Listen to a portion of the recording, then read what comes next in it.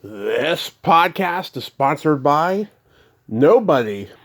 Hey dudes, welcome to Splat from the Past, the only 80s themed horror sci-fi show where things can get totally radical.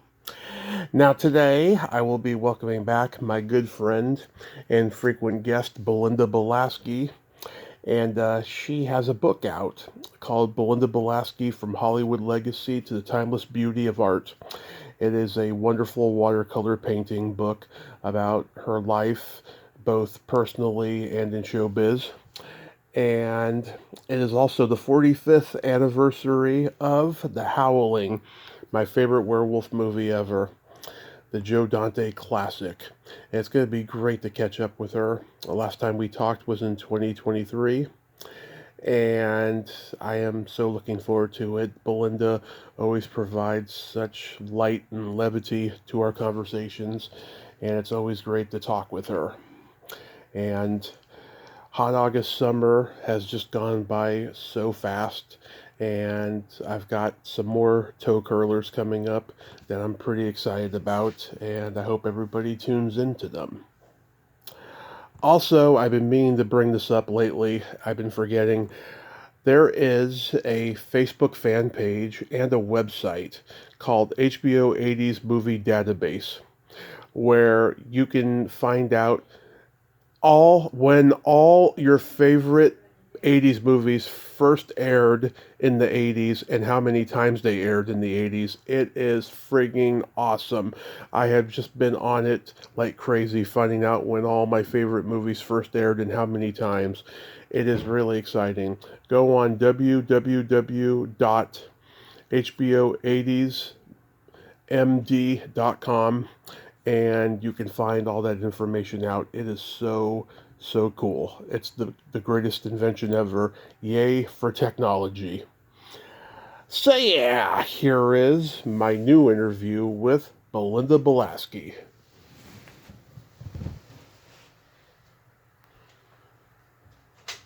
Hey Belinda, welcome back. How are you today?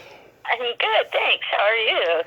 Well, despite the fact that the world is getting crazier and crazier every day, I am so blessed. I cannot complain. And I especially feel blessed to be back here with you today. You've always brought such positivity and levity to our conversations. So thank you. You're welcome. That's really nice.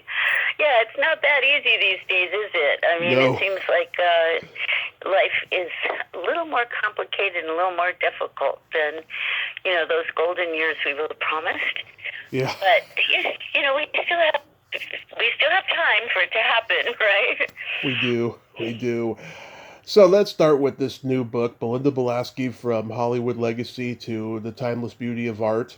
I'm good. Oh, thank you. Yes, I'm going to buy it eventually, but this is a 30-page document of how your life, both personally and in show business, through watercolor paintings. Where did you get the idea to create this book? I didn't. It was created for me by a company called Contemporary Art Collectors. They had asked me if I would submit. They've been complimenting my paintings like on Instagram and things like that. So I was a little bit aware of them. But they asked me if I would submit three paintings for a potential magazine article Mm-hmm. of a few different artists. And Right. I thought, oh, that's so nice. So I sent them three paintings, and they said, oh my God, please send us more. We want to see more. So I sent them a bunch more, and they said, we're really thinking about doing a book instead of a magazine. And so the timing went almost 9 months before anything that I saw. I mean, before the book actually came out. Mm-hmm. But it's their book, and this woman called me from London, and we interviewed me for an hour and a half. We talked about everything, and then she wrote the most amazing article I've ever read about myself. I mean, I have to admit, she really got who I am as an artist, and and in all fields, not just in painting, but in my photography and my work, my film work, and just across the board. She really understood. She wrote the most just inclusive article. Wow. I was stunned by it, and she didn't even put her name on it, but they're the ones that did it, not me. And they and it's their book, not mine. I actually went to Amazon and bought it myself, just like a regular person. In fact, I keep going back and buying more for certain friends and stuff. Yeah, they call it this celebrity. What was the title? Celebrity something. But I'm not the only celebrity, and it's not that I am a celebrity that they use that title. They've named several artists who they believe are celebrating, that they need to be celebrating as celebrated artists, and so that's where that name came from, and that's how they were distinguishing the ones they chose from other artists that they didn't choose, I guess. Yeah, it's called Art Celebrity. Right. So mine just happens to sort of fit the title, and so they made a kind of a longer title out of mine, and that's nice because they were inclusive of my whole life in Hollywood. Yeah. Wow, that is amazing. So the person who put it all together was a big fan of yours? Well, I honestly don't know that. They're art curators, and they were trying to. They were asking me to submit for their various different art shows that they are involved in, and I really hadn't done that. I'd done it with a couple other people, so I tried to be loyal to the people that I had done, so I hadn't submitted to them.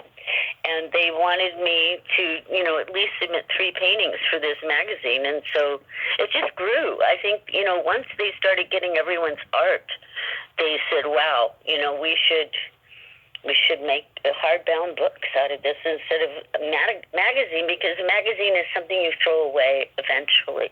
Do you know? Oh yeah. And overall, the response to the book has been positive. Very positive. I mean, I ask everybody, please write a review, because it helps bump it up in the eyes of Amazon. And I hope to follow it with my photo book, So, and of course, we are going to Amazon to help us. And so I'm hoping that this is, the timing of this is exceptional, because it's right before we're ready to go to print right now. So we're hoping to have a October-November release of my Rockin' the Causes, which is, my 50 years of shooting rock and roll concerts, cause concerts. Oh, that's going to be great. I'm going to get that one as well, because I love, that era of rock in LA. It's really amazing. Oh my God, it's not just LA. I mean, I shot the Madison Square Gardens concerts and called Muse concerts in '79. That was 5 nights of the most amazing music I've ever heard. I mean, everybody was there and everybody played, and it was phenomenal. And various different places that people have played. I mean, I shot people in Hawaii when I worked for a PR lady, and I've shot a lot of different types of things, but what is in the book is all about causes.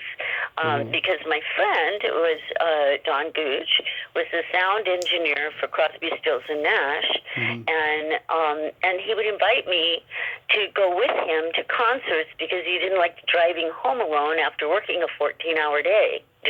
Yeah. So I was afraid he'd fall asleep. So he's like, come with me so I have someone to talk to on the way home. I'm like, twist my arm, Yeah. I mean, because with the Cause concerts, it's a compilation of people. It's Bonnie Raitt, Jackson Brown, Crosby, Stills and Nash, James Taylor, everybody. It's not just one group.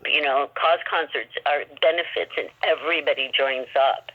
So I have just amazing photographs from all of that. And Gooch, my friend, kept saying, you need to put a book together. And I kept saying, are you kidding? I was standing next to Henry Dilf. I mean, I'm not going to put a book together. He must have the same shots, and he's such a great photographer. I was so intimidated by him and had such respect for him. I just couldn't imagine putting a book out. and then my friend passed away, and I was so shocked, and so it was so difficult. And I started looking back at my slides, and I said, "Oh my God, he's right. There's some damn good pictures in here." And then I started seeing a little bit of mildew, creeping into my slides, and I said, "That's it. I've got to digitize. It's time to do or die time." Yeah. And once I digitized 9,000 rock and roll slides, I realized I do have a book. I have several books, actually. But, I promise this will probably be the only one. But, it's taken me many years to put this book together, because for the first few years, I had no idea of half the people's names. Yeah. Because this bass player from that group would be playing with this group, in the finale, or, just everyone would come on stage, and the person who knew everyone's name was now gone. And I was kind of by myself trying to name everybody, make sure I had everybody correctly, and, all that jazz. So Yeah. It's been a while in the making, but I just revamped it, and I'm really excited about it, Tommy. That is awesome. I can't wait for that. So, have you ever thought about writing like a straight up memoir? I have, and a lot of people are asking me that. I started one years ago with somebody who had interviewed me, or he started one, but then he moved, and I moved, and everything changed, and we never really got back together to keep working on it, so it kind of died out, I guess. I kept thinking, who would read it, That he kept saying, you worked during a period of time that no longer exists. And that's what's so wonderful about, your story. Your story involves all these people that are no longer here. Not only my career, but, all of the things that I was doing, Yeah. I mean, there's no more Aaron Spelling. There's no more, there's all these people are gone, and that period of time in television and movies is gone. Right. I mean, people are now they're sitting in their cars, taping themselves, doing an audition, and then sending it in, for their, do you know what I mean? It's really not the same business that I was involved in. And I can't imagine taping myself and sending an audition in. Yeah, it's a different world now, different landscape. But who knows? Maybe you could reconnect with him virtually and finish it.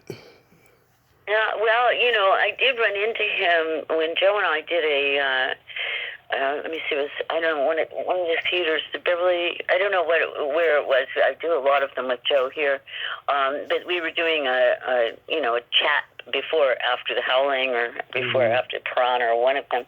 And Tony was there. And I hadn't seen him in like 20 years, Yeah. So we did chat about it, but he's up in Oregon or Washington, and we just really haven't talked about getting it back together. I think he's very busy in his life, Right. So. So your father, Lester Balaski, was a racehorse jockey. He won over 1,549 races in his career. Did you yourself grow up riding horses? Absolutely. If we were riding horses or swimming in some, pool, pond, beach, or lake,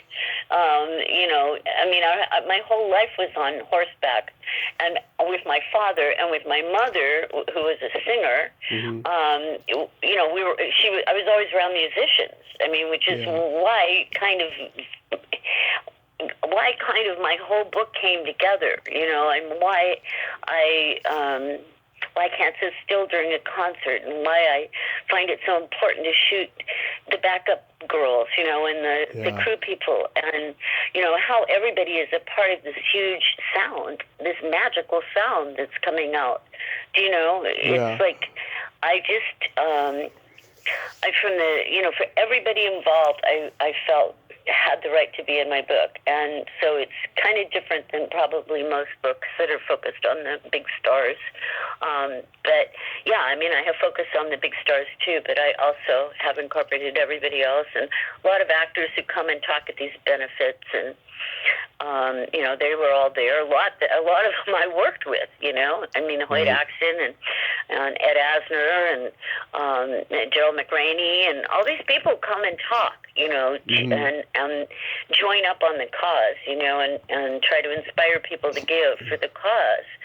And so it kind of crossed over in my life, I did a Simon and Simon with Gerald, and then now I'm shooting him at a concert, and so in writing the book, I did talk about, a lot of that, how I knew some of the people from TV shows or this or that, and like Hoyt. I mean, of course, I know Hoyt from doing Erie, Indiana, and obviously Gremlins, Oh, yeah. Yeah. So, I mean, a lot of those people I've run into in my career. So it's funny how that whole world crosses itself, sort of once you get into the people, the working people, you see them again and again. Well, Hollywood used to be a much more smaller town. There was no internet. Everybody knew each other. Now it just seems to be very splintered out, Oh, for sure. I mean, it's not a business I'm really interested in being in, to be honest. The heart and soul is gone, Yeah. I mean, even in the HD, the heart and soul is gone. At my age, who wants HD? I don't, Yeah. Blur it up a little bit. I might look better. Yeah. You know what I mean? Yeah. The John Horrors are gone. People who can make you look really good. John Horror, and that man, he knew how to shoot me, I swear. He got some of the best shots of me of anybody ever. Oh, Joe did a great idea and casted him in Inner Space. He is so good in that movie. He's so good in it. Inner Space is one of my favorite Joe Dante films, too. You hit it right on the nose. I love that movie. Yeah, me too.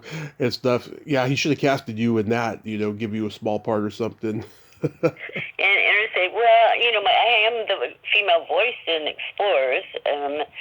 I'm not sure I did anything in Inner Space. I don't think I did. I don't think so, no. But he, Joe wanted, his goal, I think, from childhood dream, I guess, was to have a repertoire company that he could use in every film. Yeah. Oh. Like in one film you might star, and the next film you might be a walk-on, but he wanted his same actors in all his films. And I was very fortunate to meet him quite early in his career, in my career, and have consequently done 12 films with him. Yeah, they all loved working with him, and he worked with nothing but the best. Yeah, well, I think he was able to gain so much trust in his actors that he could, well, like in Gremlins, okay? Like the night before I was supposed to shoot Gremlins, I remember calling Joe around 8:30 at night saying, Joe, and he's like, what? And I'm like, Joe, nobody's like, I work in the morning. He said, I know. He said, so do I. I said, well, but no one's delivered a script. He said, a what? I said, a script. He said, don't worry, no one's delivered one to me either. Wait, what are you talking about?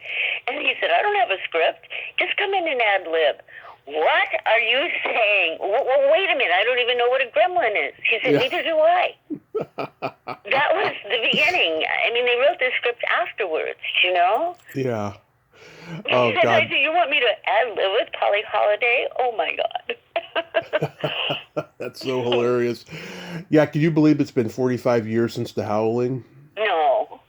No, I can't believe that. I find that really overwhelming. I mean this sincerely. You have the best character in the movie. Terry Fisher is so loyal to Karen as her friend, and she's a crack reporter trying to find out what's going on in this strange colony that they're in. I'm curious, did you read the book before the script?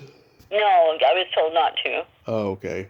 I was told not to because, I had met John Sayles on Toronto. And John and I did that, that scene in the morgue. John actually told me that he wrote this part for me. And I said, what are you talking about? And he said, I just love what you did with Betsy in Piranha, and I took that character and developed her further into Terry Fisher. Mm-hmm. Terry Fisher is not in the book. Your character is not in the book. Okay. There is no Terry Fisher in the book. So it was just my performance that inspired him to write that character at all. And, I really got lucky, Tommy, you know? Yeah. God, it's such a great movie, and that's such a great character you played. What was? Thank you. I always thought when I'm laying on the table in the barn at the end, Mm-hmm. you know, I should pop one eye open after every. This is one shot where my eye pops open. I mean, at least it's sequel material, you know. Yeah. Everybody feels like they could have done better, you know. I bet no actor looks at themselves and go, "Oh, that's a great performance," except for one who's really narcissistic. Well, it wasn't really the performance. It was just the idea that my character lives, you know. Mm-hmm. He who is bitten by a werewolf and lives becomes a werewolf himself, right? Right. That's the quote I say in the script, yeah. What was Slim Pickens like? Oh, Slim was great. I mean, I didn't work with Slim, so, you know, I did go on set because he was working the same day as John Carradine.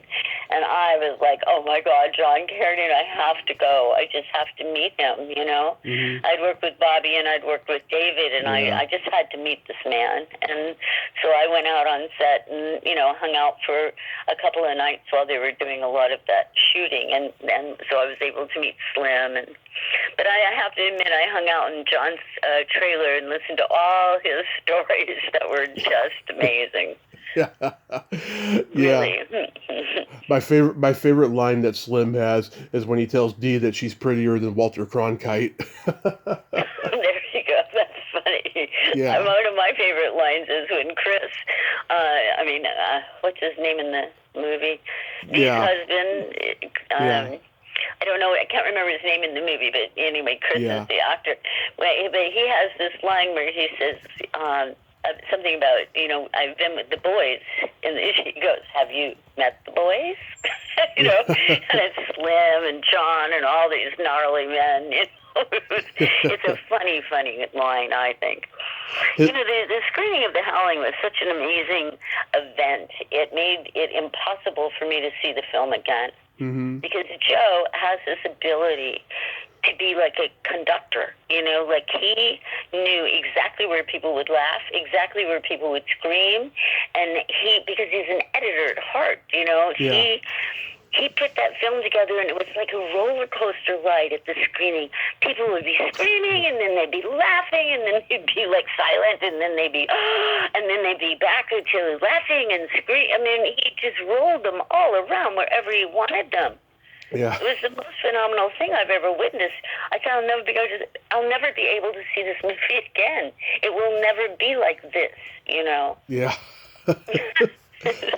I have consequently seen it once, which was last year. That's the first time I'd seen it since we did the film. Yeah. So when you did the screening recently, who was there? It was a chat after the film. I think it was before the film, where it was a Q&A where people could ask. I think it was Piranha and The Howling, and so they were asking us questions. Joe and I came between the films, and then we were there for like maybe 10, 20 minutes while people asked us questions about shooting, blah, blah, blah. And then we left, and the screening took place. So I stayed until I expired, and then I left. I finally saw the performance again. Yeah. I also love your line, and I had you sign this on my 8x10 when I first met you 10 years ago. Just a red-blooded all-American boy. Wait, when do I say that? In the bookstore? No, wait. No. When I'm in his in the house. Yeah, in the apartment. Yeah. You find like a Playboy or something like that, and you're just a red-blooded all-American boy. Yes, right. Oh my God, I forgot about that line. Yeah. You know, and in that scene, actually, there's a dog, right, that jumps up in the window. The dog, yeah. Well, you know, when we shot it, of course, there was no dog. I'm just reacting to something that is not there, like the werewolf who wasn't done when we made the movie. Yeah. But, there was no dog. So at the screening, when that dog jumped up in the window, there's one scream that happened at the screening, and guess who that was? That was me. I screamed, and then a few minutes later, you could hear Joe laughing because he knows it was me. Yeah. I was so surprised because I hadn't even seen the dog yet. Yeah. I remember the first time we talked, you told me that Dennis Dugan was always off in his trailer watching baseball. Was he overall a nice guy, or was he just emotionally unavailable? Well, Dennis was very involved in baseball. I mean, the movie he made after was about baseball. I mean, everything he does is kind of surrounds baseball. He would leave around 2 in the afternoon to go watch baseball somewhere. I don't know. I didn't get to know Dennis that well. He wasn't there. He wasn't there like Kevin, and I mean, we all were there solidly from morning till night. And we all got to know each other very well. Yeah, because he seems like such a lovable curmudgeon type of a guy. Right. Well, I don't know. I didn't get to know him that well. And, of course, we had I think we worked 2 days together at all. Mm-hmm. No, maybe one. Because we did the scene in the bedroom scene, which was pretty funny because we're in somebody's house, and all they had was like a twin bed. Mm-hmm. And so, of course, crew built this wooden bed to extend it. And, of course, I got to lay on the wooden bed while Dennis was actually in the bed. Yeah. So I look like I'm comfortable, but I was so uncomfortable. And really, that was my whole concern was, like, how bad does this look, And it didn't. It looked perfectly fine. Yeah, the scene works. He tickled you, you giggled, and you got out of bed. It did. It worked really well. I was so stunned by it, because what you're actually doing and while you're shooting, it seems to be your reality only. The audience never experiences what you're experiencing. Yeah. Dee told me her and Christopher spent all their time in the trailer having sex when they weren't on set. Oh, she'd like to believe that. No, that's probably very true, no, Dee. Yeah. I just love how Dee has no filter and no inhibitions. She has no filter, and I mean, the things she's told me, I have to admit, the first 20 years I was, mouth gapingly shocked, Yeah. But after that, she can't shock me anymore. No. She's so funny. She has this innocent look, and this stuff comes out of her mouth, and you're like, oh my God, really? Yeah. Oh, I've heard that. Her. I just love her. Oh, yeah, I've heard when she has a couple of drinks at the convention after party, she could be laugh out loud hysterical. Yeah, she's very funny. She really is. And her stories are a riot, too, I mean, I've heard them a lot, but, Yeah. In 1975, you were in a TV movie that was a werewolf movie called The Werewolf of Woodstock. Oh, my God, yes, I was. Yeah, it's considered a lost film now, and there's like short clips of it on YouTube, but not the whole thing. I don't think anybody has a copy. Yeah, I don't think anybody has a copy of it. Well, the producer was actually the nephew of a great American playwright, and I'm trying to remember his name right now. He might have a copy because he was kind of the main man there. I'm trying to remember who the producers were on that. It was weird because everything was videotape, not film. And so, Tig Andrews was the werewolf. Okay, so here's Tig Andrews in a werewolf suit. I'm sorry, but it's funny, and he's running around in the woods carrying me most of the time. This poor guy. I kept saying, I'm so sorry. He's like, God, Lucy, I only weighed something like 85 pounds back then, so he was good with it. But it was late night shooting out at 20th Ranch or something, in pitch darkness, and it was really a fun shoot to do because, you know, Andy Stevens was in it, Andrew Stevens, before he became Andrew Stevens. Michael And Parks. Robbie Weaver was in it, Dennis Weaver's son. Yep. And they were two of the other members of the band, you know, so they were, it was just really interesting to get to know both of them because they were just such nice people. I mean, Anne was just an absolute dream. And because I lived so far away, he allowed me to stay at Stella's house while we were shooting because it was such a distance for me to drive. They're just really nice people, do you know? Yeah. And there's Michael Parks and Meredith McRae. I know Meredith McRae is the sister of my old roommate from college, Heather McRae. Wow, and I know her husband. To go full circle and have Meredith in this movie with me was just like, oh my God, you know? Yeah, and I know her husband, Greg Malavy. Yes, Sweet guy, sweet guy. Oh, very nice, yes. Yeah. You mentioned before working with Bobby Carradine. We just lost him, which is just so sad. It's really horrible. Joe just sent me the article about the Carradines are suing UCLA, and well, they should. Yeah.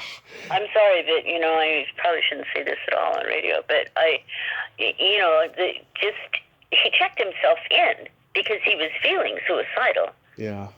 Now, they let him in with a belt on. Yeah. It's the first thing you take off of him, and, you know, and they put him in a room with a table. So he had a way to attach, you know, to something on the ceiling, and he stated, you know, I'm in trouble. I need help. I don't want to, you know, I need you guys to stop me.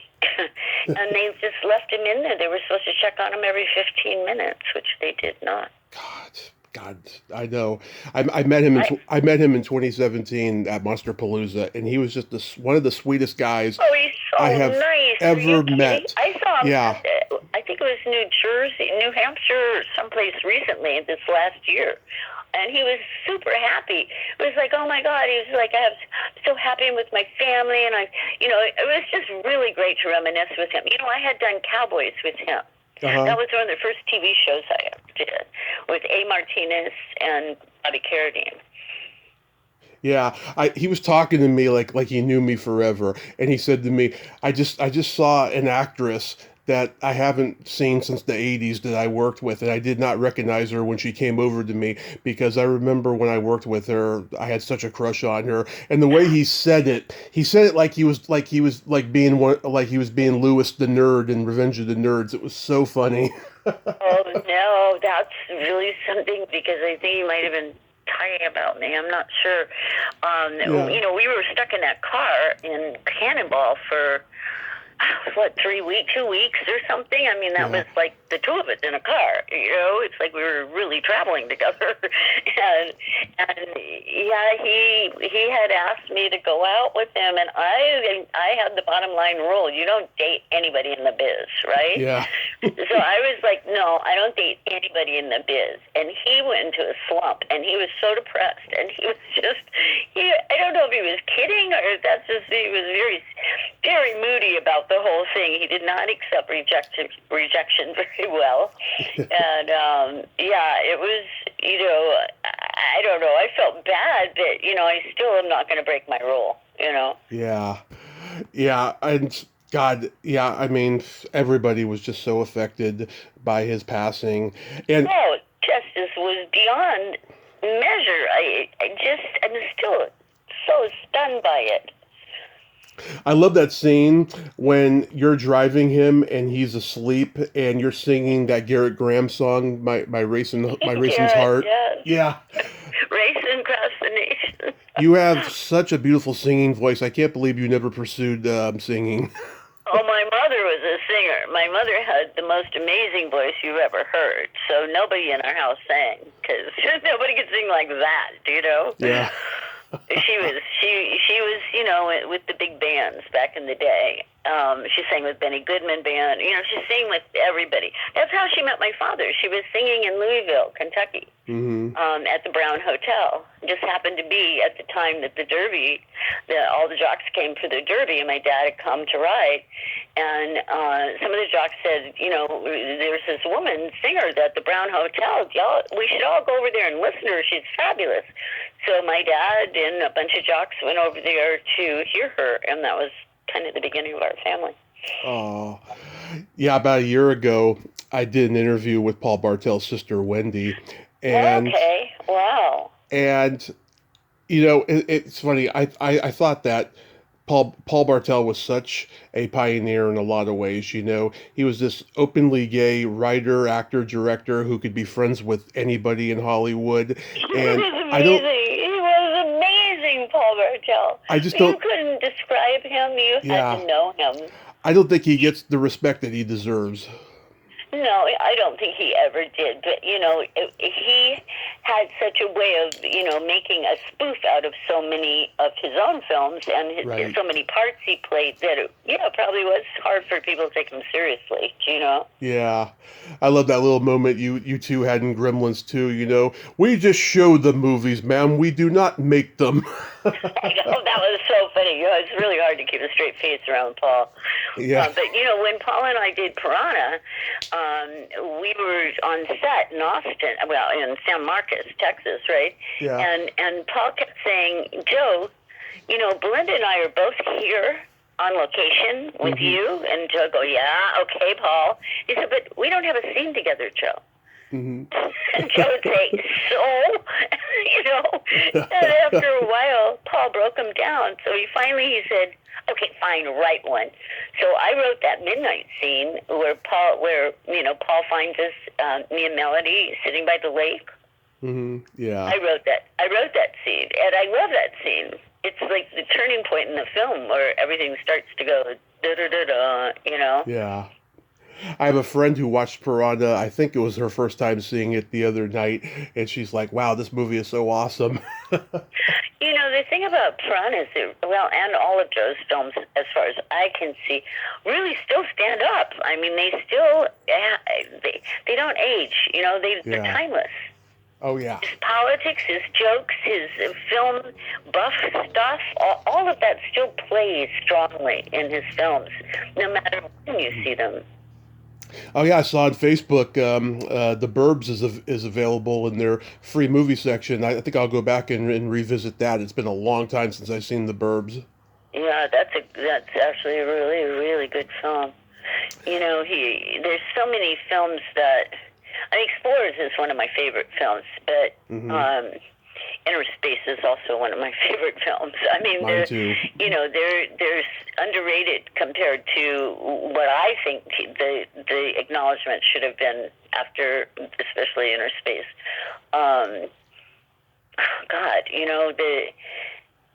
There's just, for Joe, he sort of got into that, sort of labeled into that niche of, horror film. Yeah. And so, it was hard for people to accept him doing anything else, I guess. Yeah. Films to be truly brilliant. I just interviewed the Very Bad Kid in Joe's Twilight Zone segment, and he was telling me, he was just reacting, off camera to those horrific images, with the big scary rabbit and all that stuff, and I'm like, wow, he got a really good performance out of you, because the kid looks like he's just enjoying it so much. Like, I love my work. Oh, funny. That's funny. Yeah. It's funny because Joe is actually, he was shooting he was directing a Hawaii Five-0. Yeah. And I got a call from the Hawaii Five-0 people asking if they could use my clip from The Howling in a scene where the bad guy, who's he kills a lot of people, a serial killer type, was watching. He was watching TV before he goes out and kills all these people. So Joe wanted to use my scene from The Howling to be the scene that he's watching before he goes out. And to be honest, I've made more money in that tiny little clip that plays on the TV right there than in any of Joe's movies. Yeah, it's funny, isn't it? Yeah, it's a big show. I'm curious, Belinda, what's your favorite movie of all time? Oh my God. I don't know. I love psychological thrillers like David and Lisa. And, I don't know, back in the day, the kinds of movies that I loved to watch weren't horror. They were psychological thrillers. Those were my favorite. Twilight Zone, I watched, religiously. And, Me too. There's so many different kinds of movies. It's an impossible question to answer because you'd have to say in what genre, and what do you mean? Which kind of film are you asking about? Because comedies. I have thousands of favorite movies. Don't you? Oh, of course. Yeah. Name one, Tommy, that's your very, very favorite. I mean, that's the question, and that's impossible to answer. Well, Back to the Future comes close for me. Oh, nice. Okay. Yeah. Yeah, well, there's a lot of great movies out there, so. How about favorite Twilight Zone episodes? Oh, geez,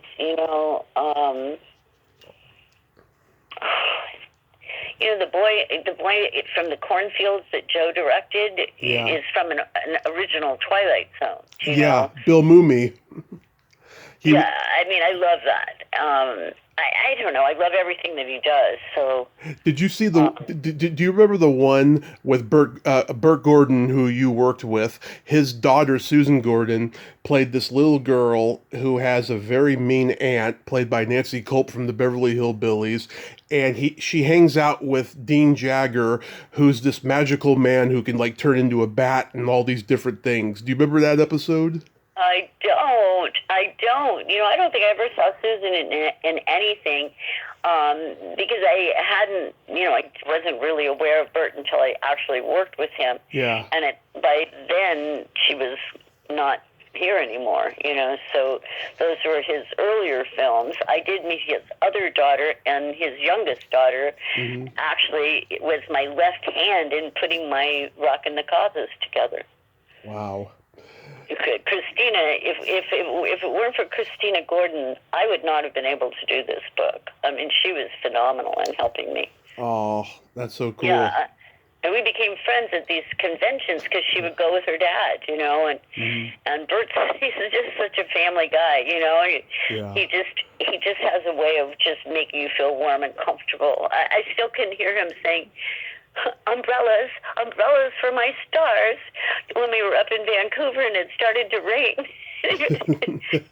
Tom Stovall and I are standing there waiting for action. Yeah. And Bert goes, it starts to rain, right? And Bert goes, umbrellas, wait, cut, umbrellas for my stars. And I have to admit, it's one of my favorite moments. He's just so dear. It's really hard not to love him. There's an episode, it still terrifies me to this day, where there's a family and they all wear masks, and those masks got like these big old ugly lips, and oh god, it's so creepy. I watched it for the first time in a long time, not too long ago, because I hadn't seen it since I was a kid, and I was like, oh, this still holds up as terrifying. Oh my god. So I see you've come back to doing conventions here and there. I know you took a break for a while. How are the cons going? Well, it was great. Last year was really a wonderful, fun year. I took a break because of COVID. I just couldn't imagine shaking hands and hugging people with all that going on. It was just too dangerous out there. So, yeah, I did. So it was really fun to get back to it, and Joe, Dee, and I are all represented by the same agent, which is really nice because we end up getting booked together. It's really fun. Yeah. And so, like, when they come to your table, is it mostly Howling fans or everything that you've Oh, done? it's everything. I mean, you'll get a Berg Gordon fan that comes up, out of the blue, Hmm. or somebody that loves you from The Runaways, the Hanna Barbera TV show that won an Emmy. Yeah. And what's so amazing is fans remember your lines, and they'll come up and they'll say your line to you, and I'm like, why is he saying that to me? I don't remember it as a line, right? Yeah. They just say it like, here's your line, right? And I'm like, what is that? Why is this person saying this to me? Yeah. And then I realized, from seeing this show and blah, blah, blah. But, they're so avid about it, and they remember. I don't remember my lines because once you say them in character, they're out the door, Yeah. I Like, I do you remember what you said yesterday? It's the same kind of thing. You don't really remember. yeah.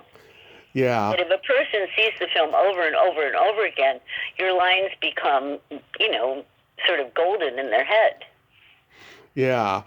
And I know some actresses who do the horror conventions, and they occasionally get an inappropriate fan. Have you ever had one of those? No, I haven't. Okay, that's good. I Yeah. think I've been very lucky. Yeah. Yeah. My characters aren't really the kind of girl that want to, I don't play. I just play like really very normal people, and I think that really stops that other language and events happening in my life. Never happened in casting calls. Nothing. It was always biz. I never Yeah. had any of that happen to me.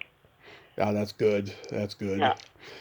Yeah, do you have any upcoming cons or anything related to your art? I do. Well, I have my book. I hope to have my book signing.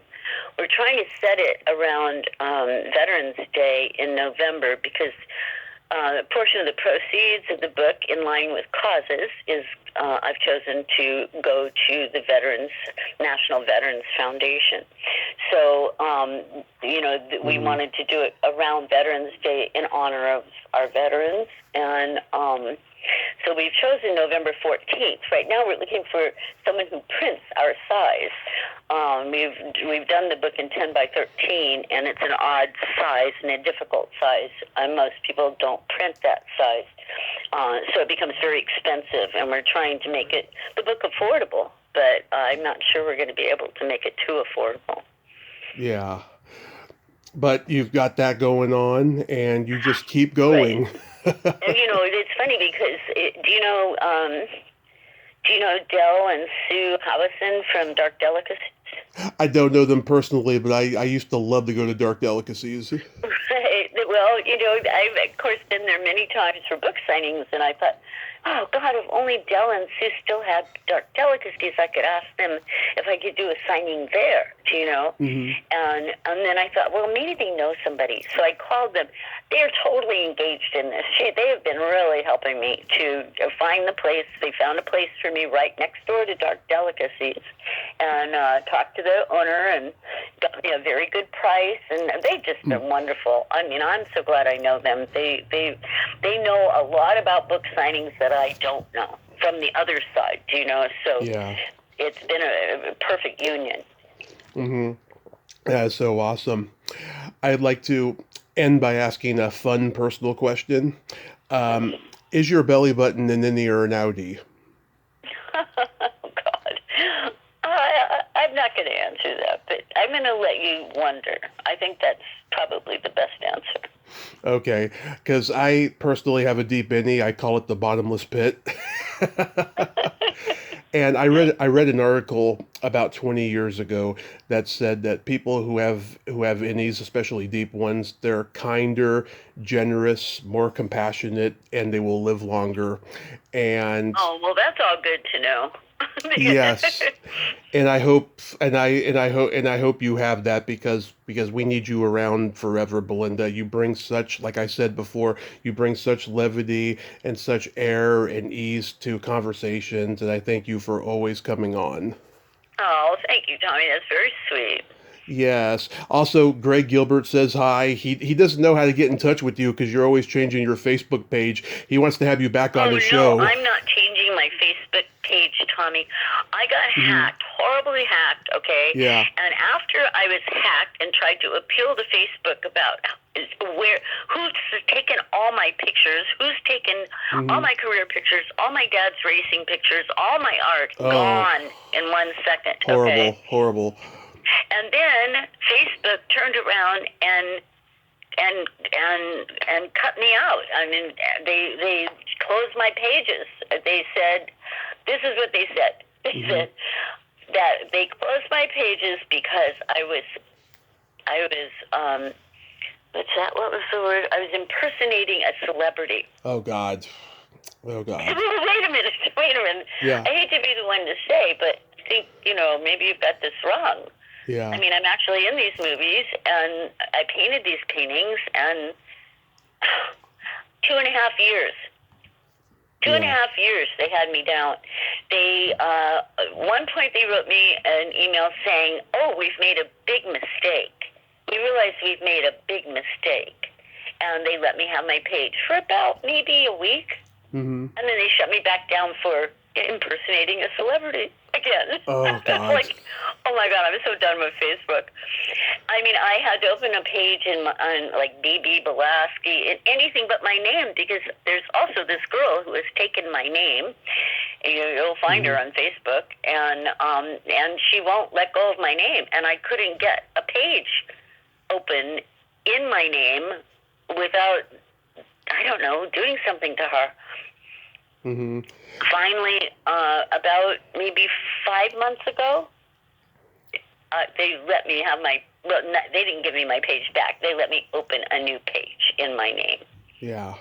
Any minute, I'm sure it'll be gone, probably for impersonating celebrity.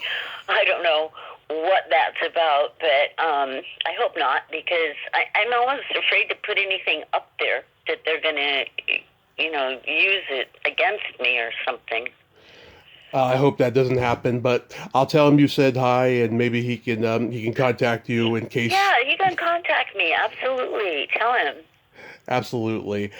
Well, you enjoy the rest of summer. Be safe out Thank you. there, and Thank you, Tommy. You too. just keep being the wonderful person that you are. You're such a dear. Thank you very much. My pleasure. Bye-bye. Bye-bye. Well, there you have it. Belinda Balaski. Ain't she a sweetheart? Oh my God, my sentiments exactly. She is just a kind, dear, wonderful person. And like I said, she always brings levity and light to the conversations. And we had a blast there.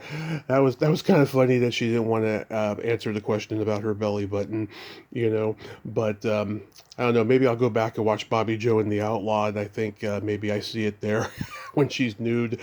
But yes, go buy the book. It's on Amazon. Wow, I didn't know that she didn't have anything to do with the creative part of it per se. But yes, of course, she had to have sanction because it was the Amazon art people who did it. And go see her at a convention, go see her at a screening around LA of The Howling for the 45th anniversary. And you will not be disappointed by Belinda. She's a kind, gentle, wonderful person. Well, until next time, this is Tommy Throwback Kovac saying there's no shame in living in the past because the present sucks. Later, dudes.